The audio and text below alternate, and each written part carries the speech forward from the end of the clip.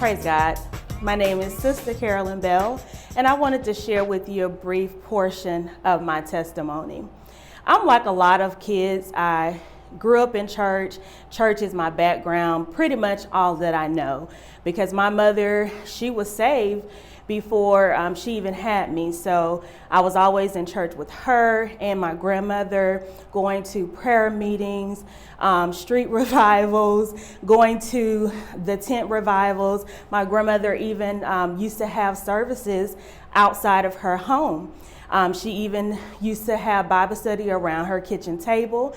And before prayer calls were really a thing, I do remember my grandmother having prayer calls early in the morning, calling different ones, praying for them, praying with them, and praying them through. Even the pictures on her mirror, she would just lay hands and pray for those individuals.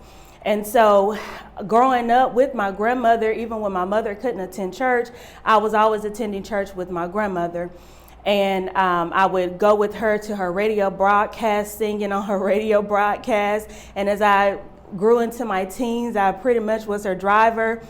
Even though she was going around town selling her beauty products, she also used that as an opportunity to evangelize. So needless to say, here I am, a teenager, driving my grandmother around, wanting to do other things and having to sit around and wait on her. And even getting into high school while everyone is at the football games on Friday nights, I was around the altar calling on Jesus. So needless to say, I pretty much have a great experience and background with church. Even when I visited family hours away, my aunt was a church goer as well, so she was a believer and made sure I attended church.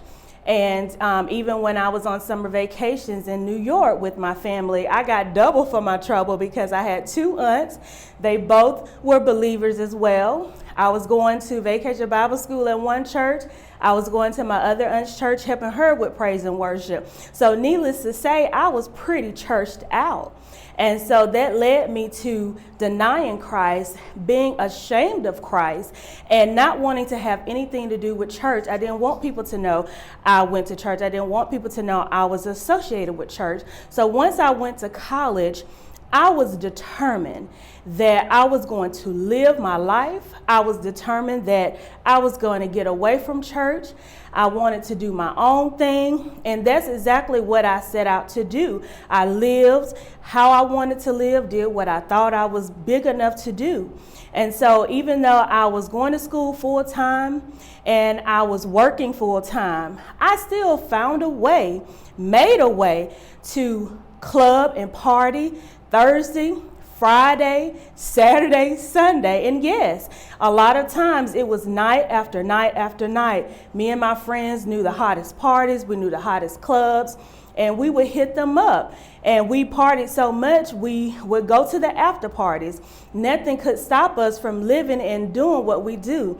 And I thank God because even in the midst of my dumb season, as I call it, the Lord spared me and he kept me, because in the city, coming out the club 2, 3 o'clock in the morning, dressed in the attire that we dressed in, anything could have happened to us, group of young ladies, drunk, half drunk, getting on the interstate, driving 90, 100 miles an hour, going to after parties. And that's a testimony in itself. Even though I wasn't living right, the Lord still had his hands on me. Even though I didn't want anything to do with church, he still had his hands on me. And one day, all of a sudden, my mother came, said that the Lord was dealing with her in prayer about me, and she pulled me out of the dorms. And I was devastated. I was distraught. I was like, how am I going to do what I want to do? So I plotted just like a lot of young people do. I still was commuting to school an hour away. I would schedule my classes early, first thing in the morning, and late night as I could, because I use it as an excuse to crash at the dorms with my friends. I use it as an excuse to crash in the apartments with my friends until I figured out a way to get an apartment with my friend so that I could continue to do my own thing. But I thank God in the midst of that, I had a brother and a sister who were very dear to me even to this day. They knew that I needed direction in my life. They didn't condemn me. They just showed me love. They checked on me. And I appreciate that, because as time went on, I moved back closer to home, and then I moved closer to the church. And then I found myself around other young people that were living for Christ. And I still wasn't convinced. I wasn't sold out for Christ, because again, I denied God. I didn't try to seek him. And I got to a point in my life where I found myself in a dark place.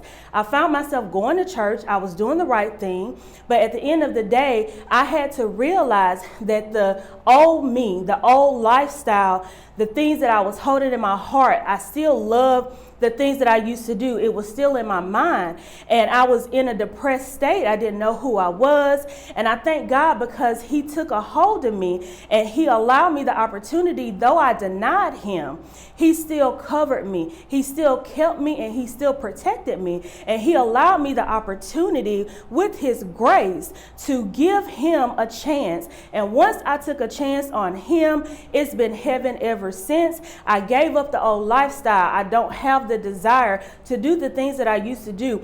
I gave up the friends. I pushed them to the side. I didn't turn back. And I thank God because of that. I now am saved. I'm married. I have children that are in church. And I thank God because if I was in the place that I am now, but living a lifestyle, God only knows where I would be. But I thank God for the prayers of the righteous. I thank God for the saints and the encouragement and the change of environment, because it was my saving grace. Lord, saints, I just want to give God the honor who's ahead of my life, and honor to my bishop and my first lady, Bishop and First Lady Carr. And I'm just here to give my brief testimony of what God has done for me and how faithful he's been to me. And I just want to thank God for saving me from a fatal accident that I had my senior year in high school. I was on my way to a tutoring session, preparing for the ACT, and this big rig pulled out in front of me. And I had only 3 choices. Swerve left and go into traffic, hit it dead on, or I could just swerve right and go into a ditch. And I chose right, and I switched, I turned the wheel, and I drove off the road. I blacked out for a few seconds, then I woke back up. And something told me to grab the wheel and turn right. Even though the wheel was locked, I still grabbed it. And I missed the telephone pole by not very much. And I just want to thank God for that. I came out of that wreck uninjured, no scratch, no bruise, no broken bone. And I just want to thank God for that, because it's been a lot of times where I thought that God was going to take me out of here from a car wreck. And I just want to thank God for keeping me and protecting me on and off the road, and God has just been so faithful. Greetings. My name is Jonathan Jerome Johnson. I'm a deacon here at Anniston Full Gospel Holy Temple. I'd like to thank you for this opportunity that I have to be able to share with you how the Lord saved me one day. I thank the Lord. It was back in 1998.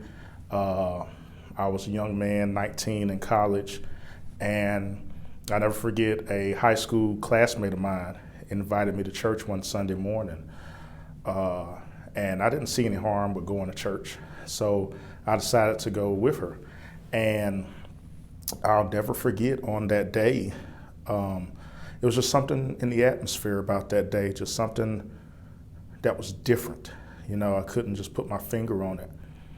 And, I remember as I came into the church, I began to be a little standoffish because, at that time I was doing a lot of things that weren't right.